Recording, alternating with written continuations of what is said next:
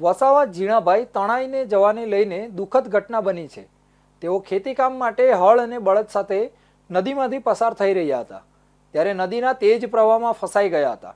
થોડા દિવસોથી થયેલા વરસાદને પગલે દેવ ડેમમાંથી છોડાયેલા પાણીની આવક વધતા નદીમાં પ્રવાહ ખૂબ જ ઊંચો હતો।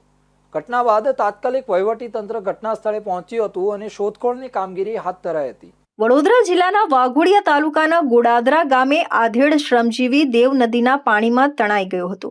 તણાયેલા ગોડાદર ગામના રહેવાસી વસાવા ઝીણાભાઈ હોવાનું બહાર આવ્યું હતું। ખેતીકામ અર્થે હળ સાથે બળદ લઈ નદીના વહેતા પાણીમાંથી પસાર થઈ રહ્યો હતો તે ઘટના બની હતી। ઘટનાને લઈ વાઘોડિયા તાલુકાના વિકાસ અધિકારી તાત્કાલિક બનાવના સ્થળ પહોંચ્યા હતા અને બચાવ કામગીરી શરૂ કરી હતી। છેલ્લા 2 દિવસથી ઉપરવાસમાં વરસાદ થતા દેવ ડેમમાંથી દેવ નદીમાં પાણી છોડવામાં આવી રહ્યું છે। દેવ નદીમાં હાલમાં પાણીની આવકમાં વધારો થતા દેવ નદીમાં તેજ પ્રવાહ સાથે પાણી વહી રહ્યું છે।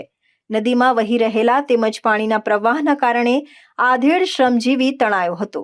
સરપંચ રાજુભાઈ લગભગ અરવિંદભાઈ વસાવાભાઈના ઘરે કામ કરતો હતો। એનું નામ છે વસાવા જીનાભાઈ કાળીદાસ।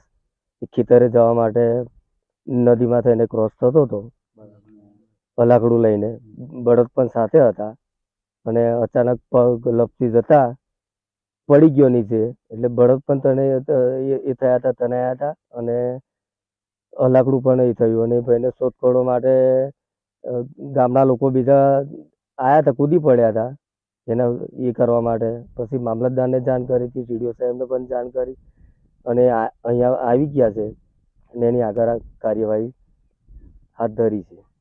આજરોજ ગોળાદરા ગામે સરપંચશ્રીના મેસેજ અનુસાર એક વ્યક્તિ પાણી નદીમાં ક્રોસ થવાથી ડૂબી ગયેલ હતા।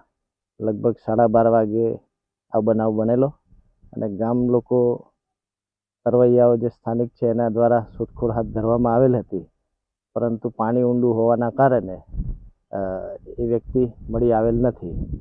પરંતુ અહીંથી સ્થાનિક કક્ષાએથી ફાયર ટીમને જાણ કરેલ છે, જે